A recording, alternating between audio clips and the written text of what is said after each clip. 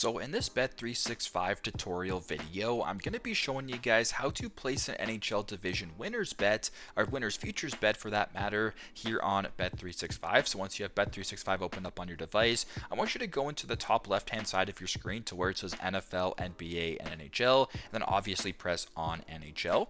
Now to place a futures bet on the top side, it says that lines are currently highlighted right now. On the far right-hand side, it says futures. Press on where it says futures.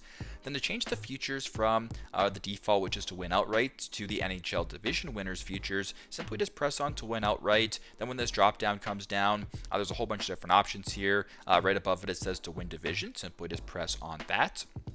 There's a whole bunch of different odds here. So there's the Atlantic Division, the Central Division, the Metropolitan Division, and the Pacific Division. So if you wanted to place a bet, for example, on the Vegas Golden Knights, you can press on them right here. Then go to the bottom left and press on set wager to set your wager. And once that is done, press on place bet in the bottom right to place your NHL Division Winner futures bet. So pretty straightforward, but that's how you guys can place an NHL Division Winner futures bet here on Bet365. Thanks again for watching, and I hope this video helps.